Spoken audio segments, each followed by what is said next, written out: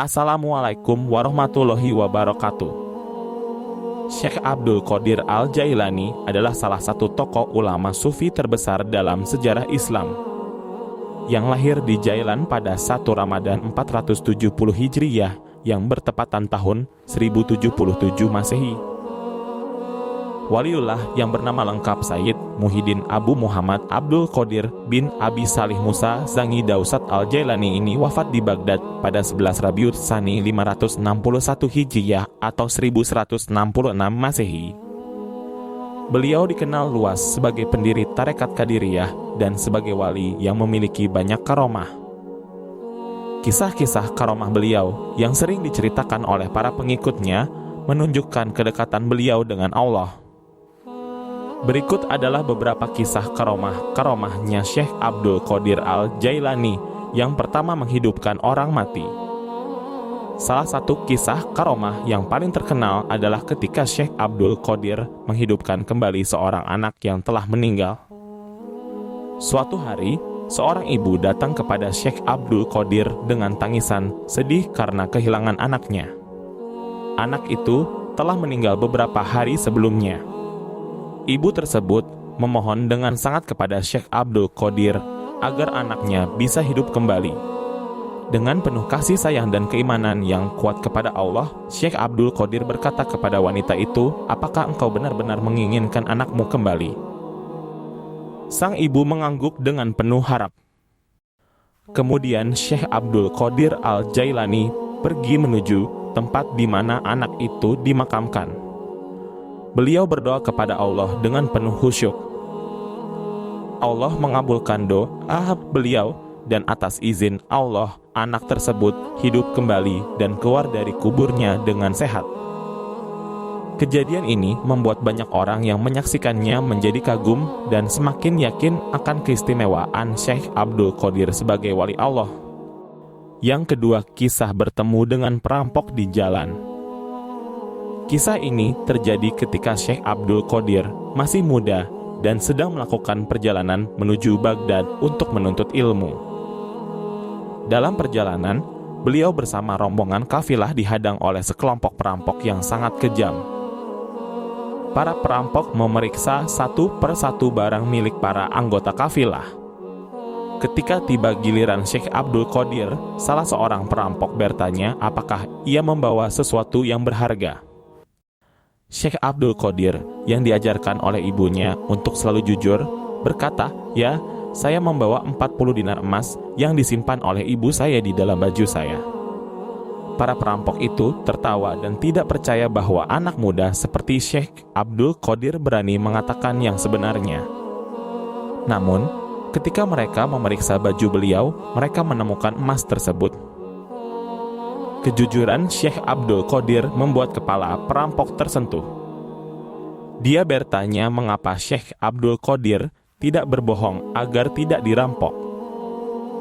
Syekh Abdul Qadir menjawab bahwa ia diajari ibunya untuk tidak pernah berbohong bahkan dalam situasi apapun. Kejujuran ini akhirnya membuat kepala perampok dan anak buahnya tersentuh hatinya dan mereka semua bertaubat di hadapan Syekh Abdul Qadir, meninggalkan kehidupan perampokan dan kembali ke jalan Allah. Kemudian yang ketiga, menaklukkan singa di hutan. Ada sebuah kisah yang sangat terkenal tentang bagaimana Syekh Abdul Qadir Al-Jailani berhadapan dengan seekor singa.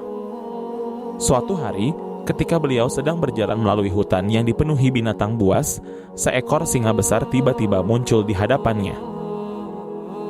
Orang-orang yang bersama Syekh Abdul Qadir sangat ketakutan melihat singa yang siap menerkam. Namun, Syekh Abdul Qadir dengan tenang mendekati singa tersebut dan berkata, "Wahai singa, pergilah dan jangan mengganggu kami. Engkau hanya makhluk ciptaan Allah yang harus patuh kepada perintahnya." Mendengar kata-kata Syekh Abdul Qadir, singa tersebut dengan patuh segera pergi tanpa menyakiti siapapun. Kejadian ini menunjukkan betapa kuatnya pengaruh spiritual Syekh Abdul Qadir hingga bahkan hewan buas pun tunduk atas perintahnya. Yang keempat, melihat kemuliaan Nabi Muhammad SAW. Dalam salah satu karomah spiritualnya, Syekh Abdul Qadir Al-Jailani pernah bercerita bahwa beliau memiliki hubungan spiritual yang sangat dekat dengan Nabi Muhammad SAW. Suatu malam, Syekh Abdul Qadir melihat cahaya terang yang menyelimuti hatinya, dan beliau berkata bahwa cahaya itu adalah Nur Muhammad, cahaya yang diturunkan oleh Allah untuk Nabi Muhammad SAW. Syekh Abdul Qadir mengatakan bahwa beliau sering mendapatkan petunjuk langsung dari Nabi Muhammad dalam mimpi maupun dalam keadaan sadar, terutama ketika beliau memimpin umatnya dan memberikan nasihat spiritual. Kedekatan ruhani beliau dengan Nabi Muhammad SAW menjadi sumber inspirasi besar bagi pengikutnya. Selanjutnya, yang kelima, penaklukan jin yang mengganggu. Ada sebuah kisah tentang Syekh Abdul Qadir yang berhadapan dengan sekelompok jin yang sering mengganggu penduduk di suatu daerah. Jin-jin tersebut menyebabkan gangguan fisik dan mental pada orang-orang. Ketika masyarakat meminta bantuan kepada Syekh Abdul Qadir, beliau pergi ke tempat di mana jin-jin itu berkumpul. Dengan keimanan dan kekuatan spiritualnya, Syekh Abdul Qadir berdoa kepada Allah dan kemudian berbicara kepada para jin tersebut, memerintahkan mereka untuk berhenti mengganggu manusia. Jin-jin tersebut tunduk pada perintah Syekh Abdul Qadir dan pergi meninggalkan tempat itu tanpa membuat masalah lagi. Penduduk desa pun merasa lega dan bersyukur atas bantuan beliau. Keenam, keistimewaan sejak lahir. Sejak kecil, Syekh Abdul Qadir sudah menunjukkan tanda-tanda keistimewaan.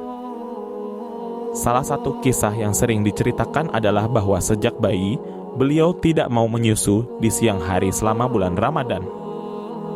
Ini dianggap sebagai salah satu tanda kewalian yang diberikan oleh Allah sejak dini. Kejadian ini membuat ibunya serta orang-orang di sekitarnya yakin bahwa Abdul Qadir memiliki keistimewaan khusus yang berasal dari Allah. 7. Melihat istana di surga. Dalam sebuah kesempatan, ketika Syekh Abdul Qadir sedang dalam keadaan berkhalwat dalam kurung menyendiri untuk beribadah, beliau menceritakan bahwa beliau diperlihatkan oleh Allah sebuah istana yang sangat indah di surga. Istana tersebut, menurut beliau, disiapkan untuk orang-orang yang beriman dan bertakwa. Syekh Abdul Qadir menjelaskan bahwa melalui keikhlasan dalam beribadah dan perjuangan di jalan Allah, seseorang dapat mencapai derajat yang tinggi di sisinya. Kisah karomah-karomahnya ini dapat dibaca dalam kitab Manaqib yang berjudul Jainud dan karya Sayyid Syekh Ja'far bin Hasan Al-Barzanji. Manaqib Syekh Abdul Qadir Al-Jailani sering dibacakan terutama oleh kalangan Nahdliyin. Bahkan, tradisi manakiban dengan membaca sirah perjalanan Syekh Abdul Qadir Al-Jailani ini sudah menjadi rutinitas dalam pengajian mingguan atau bulanan. Menggambarkan keagungan dan karomah Syekh Abdul Qadir Al-Jailani yang menjadi inspirasi bagi jutaan umat Islam, khususnya dalam tradisi Sufi. Karomah-karomah tersebut menunjukkan betapa dekatnya beliau dengan Allah dan betapa besar cinta serta kasih sayang beliau kepada umat manusia. Wallahu a'lam bishawab.